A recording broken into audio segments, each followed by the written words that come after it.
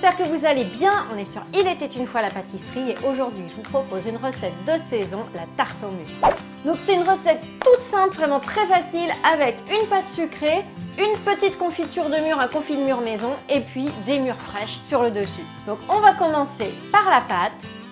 Vous allez utiliser pour cette recette du beurre vraiment hyper pommade, bien mou. Vous pouvez le sortir la veille du réfrigérateur, sinon le mettre un petit coup au micro-ondes. Mais attention, tout doucement pour surtout qu'il ne fonde pas. Il faut juste qu'il soit mou, pas fondu. Vous ajoutez le sucre glace et vous mélangez. Donc là, vous devez obtenir une pâte vraiment bien onctueuse.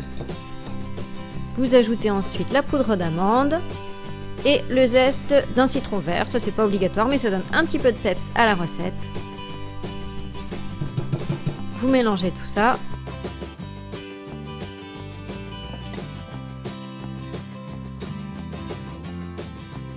Ensuite, vous ajoutez un œuf et vous fouettez de nouveau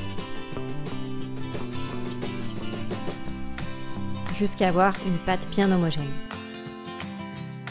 Je vous mets tous les ingrédients et le matériel en barre d'infos comme d'habitude.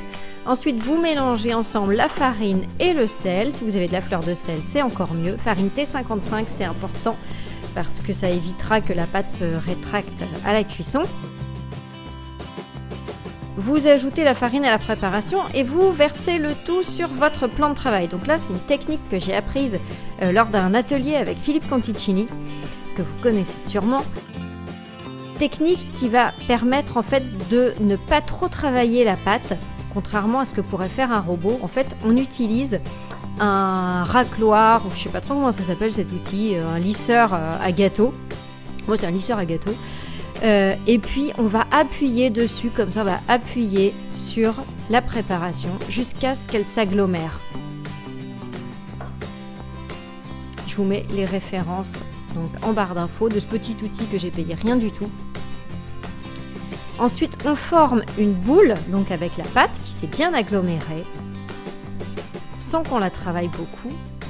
Et puis vous l'enveloppez dans du film alimentaire et 2 heures minimum au réfrigérateur, puis 15 minutes à température ambiante.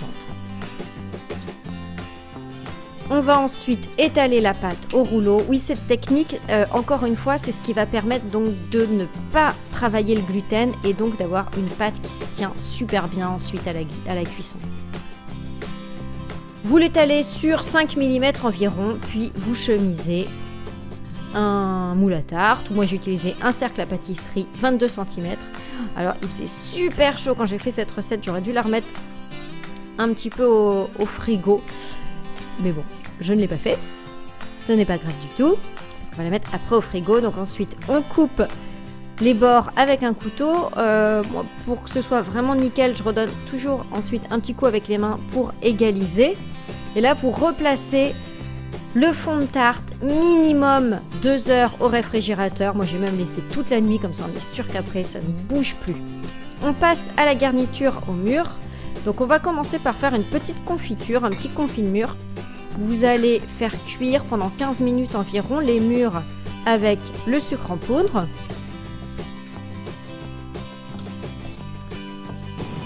Et vous laissez refroidir complètement. Vous récupérez votre fond de tarte, vous le percez avec une fourchette et vous allez étaler votre confit de mûr donc sur le fond de tarte. Vous étalez bien avec une spatule.